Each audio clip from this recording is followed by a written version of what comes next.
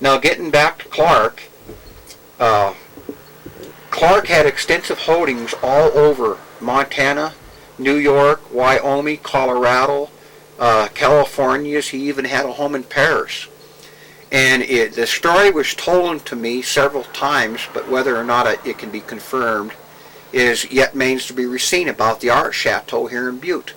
Upon a business trip to Paris back in the 1850s, well, it was a business and sightseeing trip, he came across a small chateau on the east side of Paris. It was known as the Chalet Perrier, or Perrier de Common, or something like that. And he found out that it was for sale, so he purchased it. And then he had it taken down brick by brick, all bricks numbered, shipped to the United States. Because of his vast wealth, he was able to do this. And it was brought to the United States, and it was held in storage at a holding spot in Boston, Massachusetts for approximately 6 months to a year. Well, because it was outside, a lot of it was getting damaged. So he later had it taken to the William Bernard Bronze Company that he owned in New York and put inside until he could find an architect that could rebuild it here in Butte, which he did. He came across Will Aldrich. And Will Aldrich, during that time, was a world-renowned architect. So he had it shipped here to Butte, Montana, then Will Aldrich assembled it and put it back together here in Butte. And Clark was thought upon as just a miner. But what a lot of people don't realize, he was a merchant, he was a banker, he was a miner, he was a school teacher, he was a professor, and above all, he was an industrialist, because he was involved in big business, and just about everything he did, he was a success at. When he built the railroad from San Pedro to Los Angeles, known as the W.A.Clark Salt Lake Short Line, and he needed a place in the desert for supplies for his miners, so he bought a ranch in Las Vegas, subdivided it with his employees, called it the Las Vegas Town Site, located in Clark County, named after him. This made him founder of Las Vegas Town Site, today known as Las Vegas, Nevada. But what a lot of people don't realize is this is the only railroad venture ever taken on and completely financed by one man. There were no stockholders, no investors, nobody but himself. He bought the track, bought the right-of-way, bought all the cars and everything.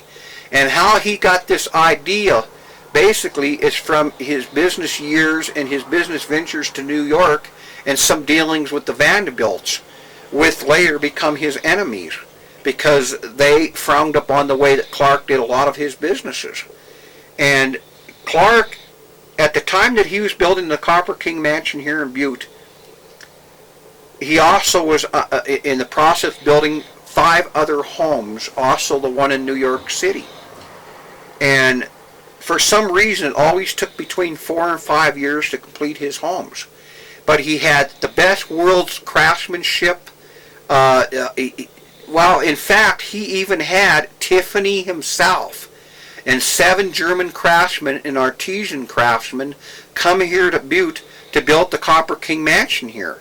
Because he had Tiffany come in himself. Tiffany resided here for a few years after. This made Butte, Montana a treasure trove for Tiffany glass and Tiffany windows, which you can still find in many buildings here. Do you know where Tiffany lived or where he worked? Well, from what I understand, Tiffany had a home in New York City, and he also had another one in, I believe it was Philadelphia, Pennsylvania. But did he have a place here in Butte? I'm not sure. What about... What I understand, he also brought Hennessy in from the Hennessy department store to handle some of his merchants and mercantile businesses. And in the early years, it seemed between the 1900s to about 1924, well, even up till the time of Clark's death, everything that you did in Butte, Montana, in one way or another, your life was affected by W.A. Clark. Either you were riding on his trains, or you were working in his mines, or you were banking at his banks, or you shopped at his mercantiles. He affected every aspect of your life at one time or another. And Do you think he had a connection with the Hansens with the meat packing? Oh, it's very well known that he did. He was frequently seen with them, and in fact, somewhere, I can't recall it right now, but there's a photograph of Walter Hansen and W.A.Clark together with one of the Butcher brothers or Barcher brothers. And it is my belief that the Barcher brothers or Butcher brothers that had the Butte Carriage Works were also related to the Hansens. And Butte Carriage Works were renowned for working on automobiles and building wagons in its earlier years, but then its later years in the 1920s and parts of the 30s and up to the 40s worked on automobiles, and they worked on a lot of Clark's automobiles. And an interesting thing or story is that Clark had the first Cadillac in the state of Montana, and he also had the first LaSalle. And it is believed that he stored his Cadillac, or that he kept it in the garage that was right directly behind the Art Chateau building, which was originally built as a carriage house. Well, what's your best conclusion so far on the relationship between Clark and Hansen and, say, the Chicago mob? Any thoughts there? My belief is Clark, in his earlier years, when he was starting out, was fairly honest. But if you read a lot about Clark, years later, and how he conducted his business affairs, especially trying to blackmail and bribe his way in the U.S. Senate, and throughout people that he ran with, you would come to the conclusion that he was corrupt. And it is very well known that years... Well, again, it's an odd thing that the Hansens, it's a well-known fact that they ran with the mob crowd, because this was kind of like their thing, and they also ran with the Hollywood crowd. But my belief is Clark, throughout his connections with the mob, the Chicago mob, this enabled him, and maybe my relatives, because they were in the alcohol business also, opening breweries and stuff. During the Prohibition years, they stored booze in the underground mines here. And it is believed that the entire west side of the Colusa and the, not the Stewart, but the Colorado mine, they stored alcohol on its way to Las Vegas, Nevada. And it is well known that the Chicago mob, Al Capone, had holdings in Chicago or in Las Vegas, Nevada. And Butte was just right en route, so what a better place to store it. And Clark died in 1925, and his son died in 1935, but it is well known that his sons were frequently going back and forth from Chicago, New York, and in Los Angeles, and in Nevada, and it is believed through these dealings are their undertakings, that in the way that they conducted their business and the things that they did, that they were directly tied in with the mob. No. But with the Hansens, again, Butte was known as Little Chicago at one time. It was known as the metropolis of Montana, and it had that element. And it had one of the largest red light districts, in the state, and it attracted that kind of a clientele. But as far as proving the connection between Clark, Hansen, and the underworld, it is kind of a hard thing to do unless you could come up with the paperwork, like for instance the paperwork from the notorious bank up here, the Middles Bank building. For years and years and years, it's been thought of that building had a history of corruption because the different papers that were held there. Well, how did you personally start thinking down that track? I mean, what was in your personal background that made you begin to think? The booze, the stories I was told.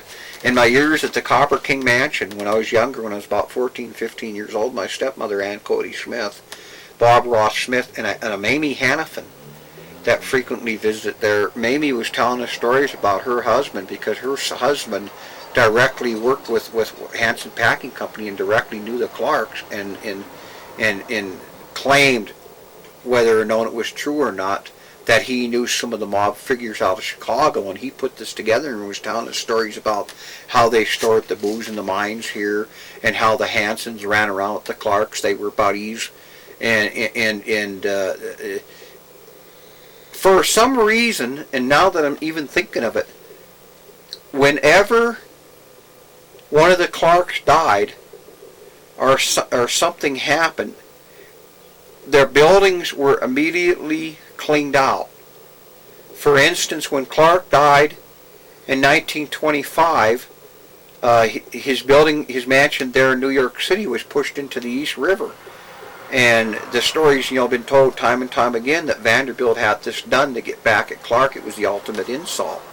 And the only thing that was saved out of that building, as ironic as it was the art collection that was housed on the top floors in the lofts. And he had several other banks. For instance, there's a story about a bank there in Deer Lodge. For whatever reasons, nobody can ever prove it, and nobody will even really mention it because of a scandal, that it was supposedly burnt down for the reasons to cover one of the mining ventures that Clark held, and it was later on discovered in the early 1900s, I believe it was 1902 or 1903, that there was a separate set of books. And then there's also a story, something similar to that here in Butte. But Clark made money off of money, and he was, how do you say, he would seize the moment, and he would discover something and he would jump on it. But he was really careful in a lot of his ventures that in his undertakings, and he succeeded. But if you read a lot of books about Clark, you'll find out that a lot of what he did was fictitious, and he had really scandalous ways of doing things later on in his life. And if he couldn't get it by honesty or buying it outright or whatever, he'd use blackmail or forgery, or just basically just BS his way into obtaining it. Well, do you think that Mark Twain's attitude toward Clark was started back when they were younger men teaching, or do you?